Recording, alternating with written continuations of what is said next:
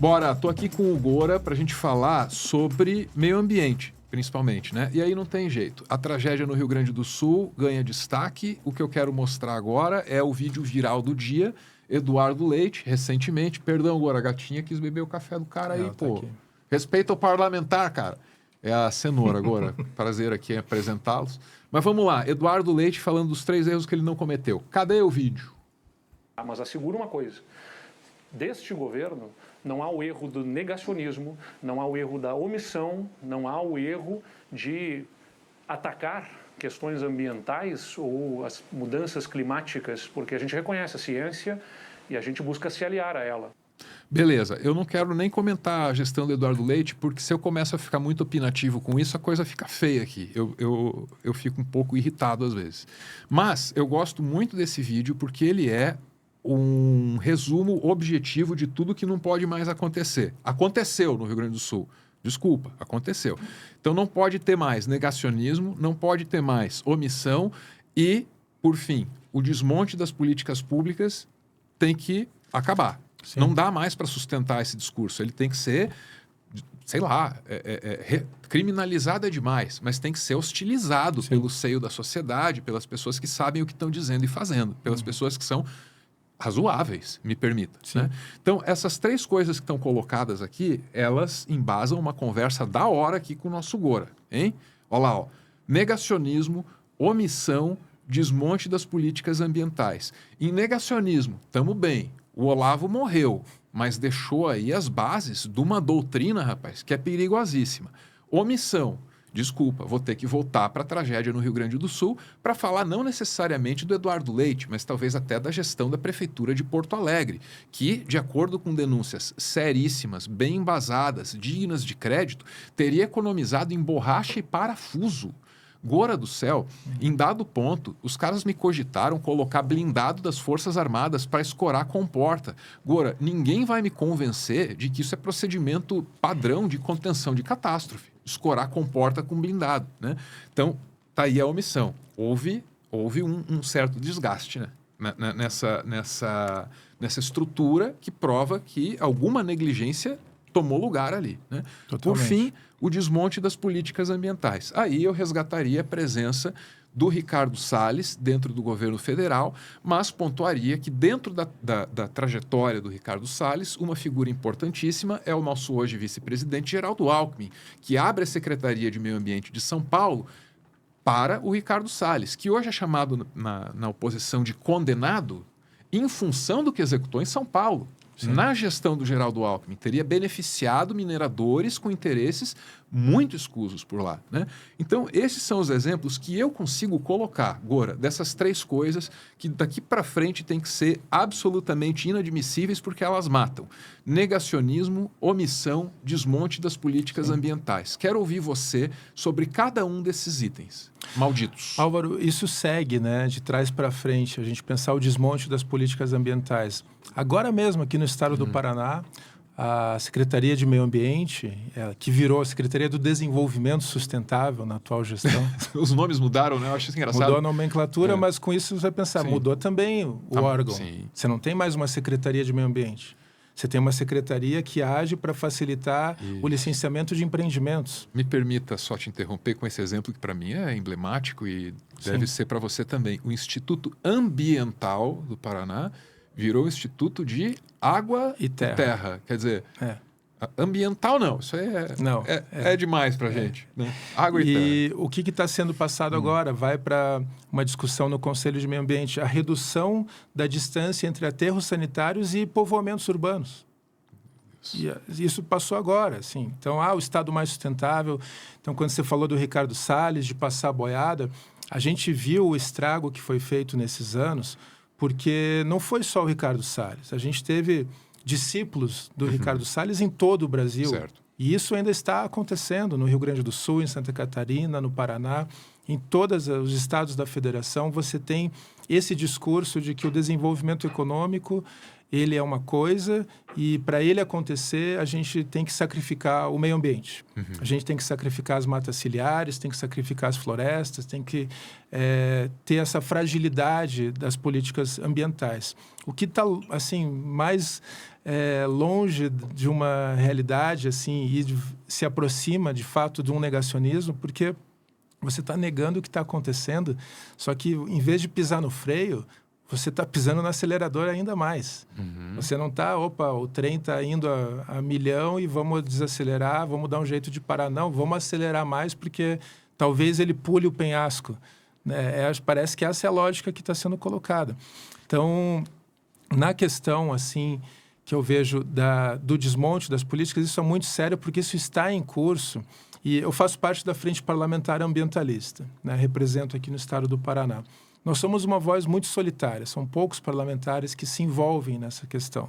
A grande maioria está defendendo o agrotóxico, tenho certeza, está defendendo a monocultura, está defendendo a redução das áreas de preservação. Só que esses caras vão comprar orgânico para as famílias deles no mercado.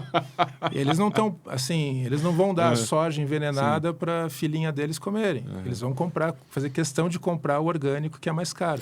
O Gora, para você que não sabe, é muito envolvido com a questão da alimentação também, tal, acesso à segurança alimentar, agroecologia, etc. agrofloresta. É uma das causas dele. Buscado avançar todas essas políticas, né? Então, o que é importante, eu acho que talvez essa tragédia que acometeu o Rio Grande do Sul possa servir de alerta, de despertar, é que isso não pode ser uma pauta do político ambiental, uma pauta da esquerda, uma pauta de um grupo político. Não, isso tem que ser uma pauta de toda a sociedade. E a sociedade como um todo, agora mesmo nas eleições, tem que se dar conta. A gente vai votar em vereadores e prefeitos que continuam nessa mesma toada, né, da omissão de não garantir investimento de verdade para a gente adaptar as nossas cidades, criar cidades resilientes, cidades que estejam adaptadas às mudanças climáticas. A atual gestão aqui de Curitiba, Álvaro, eu lembro, ela investiu 0,1% do orçamento em habitação nesses 8 anos. 0,1%. Uma cidade de 2 milhões de habitantes, uma cidade que tem 320 favelas, com mais de um déficit de 90 mil unidades habitacionais.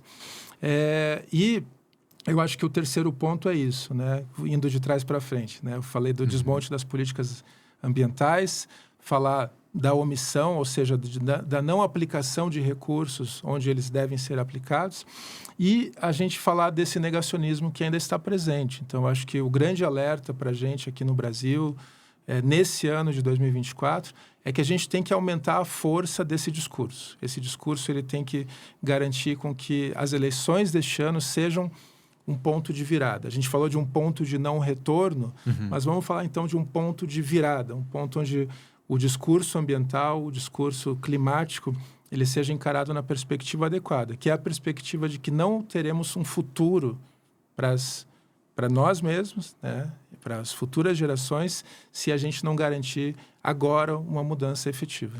Eu estou de olho no tempo aqui, que eu também não quero atrasar um parlamentar para a sessão plenária, que me parece que vem na sequência. Mas tem um outro assunto que eu quero colocar nesse mesmo segmento. Gora, quando a gente fala em meio ambiente, a gente, com frequência, é colocado num lugar de inimigo do agro e, portanto, do desenvolvimento brasileiro, o que de maneira alguma se aplica. Sabe qual que é o meu sonho? Para além de qualquer ideologia, para além de qualquer coisa que eu possa fazer eu mesmo, eu queria ver a humanidade vencer a fome. Eu ia achar do caralho, que conquista para minha espécie. Meu Deus do céu, se tem um Deus, ele tá sorrindo com isso. Que vitória, sabe? Então, para mim, isso ia ser um negócio maior que um feito científico, tipo colocar alguém em Marte, sabe? Habitar os polos gelados da Terra. Eu queria ver a fome ser vencida, né? E aí eu quero agricultura. Sim. Claro que eu quero, né? Só que o que me parece é que o agro brasileiro tem uma visão predatória e de curto prazo. A ideia de que o Brasil deve ser uma fazenda, mais ou menos nos moldes do século XIX, de onde se arranca tudo sem se preocupar nem com o solo e depois azar. Isso é ruim para o país, mas também para o setor deles. Essa é a minha leitura. Não sei como é que você avalia o comportamento desse segmento. A grande questão, Álvaro, é a gente pensar uma transição da agricultura dita convencional, que se baseia numa dependência do agricultor com bancos, com financiamento, com grandes maquinários, com sementes geneticamente modificadas, para uma agricultura ecológica, uma agroecologia. Eu acho que é aí que é a grande mudança. É possível você pensar pequenas unidades agrícolas, familiares ou cooperativas, onde você vai ter uma produção agrícola em harmonia com a natureza, que respeita a água, respeita a terra, respeita o solo, que cria riqueza e abundância, prosperidade e cria, acima de tudo, saúde. Porque aqui no Paraná mesmo, nós somos já o estado que tem a maior quantidade de produtores orgânicos do Brasil. Mas isso acontece por causa da resiliência dos produtores. Não é uma política efetiva do Estado de vamos fortalecer, dar apoio, assistência técnica, subsídio. Subsídio, porque se você vai falar de uma transição, você tem que apoiar o cara para ele fazer essa transição. E a grande Revolução Verde, a dita Revolução Verde, foi justamente dar recurso, endividar os agricultores para eles irem para a monocultura. Tá? Agora é o inverso, a gente tem que fazer com que eles tenham o apoio do Estado para irem para a agroecologia, para a agrofloresta, para práticas agrícolas que sejam regenerativas da terra. Essa é uma grande questão assim, que é central, só para também concluir. O estado do Paraná, Álvaro, ele responde por 4% das emissões do Brasil. 4%.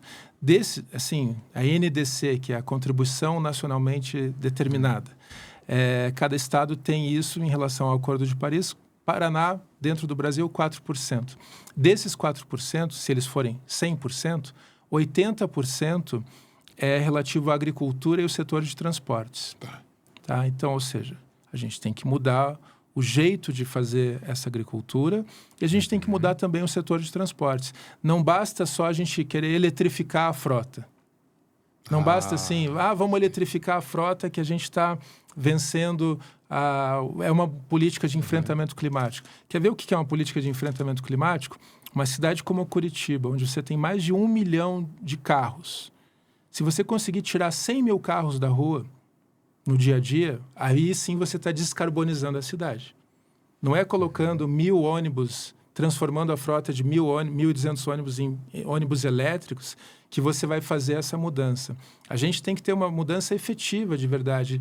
O que é muito mais cômodo para alguns gestores é esse greenwashing, essa lavagem verde, de se pintar de verde, está sustentável, está valendo. Não. E como é que você, por exemplo, tira 100 mil carros da rua? Com transporte coletivo de qualidade, com incentivo para a bicicleta, incentivo para os pedestres, assim como a gente vai ter uma política efetiva de mudança climática na agricultura se a gente fortalecer a agroecologia. Então, essa é a nossa grande defesa aqui no estado do Paraná, que o Paraná seja um estado agroecológico e que essa política seja fomentada. Isso vale para Santa Catarina, vale para o Rio Grande do Sul. A destruição do Pampa Gaúcho está diretamente ligada com o que está ocorrendo lá, Álvaro. O plantio de monoculturas, a destruição de florestas, essa criação de desertos verdes pelo Brasil afora, está ligado diretamente com o aumento das temperaturas, com os eventos climáticos extremos. Perfeito. Agradeço aqui a participação do Gora. Nós vamos para um breve intervalo e já voltaremos com o nosso último segmento aqui. Vamos falar um pouquinho mais sobre o Rio Grande do Sul. Até já!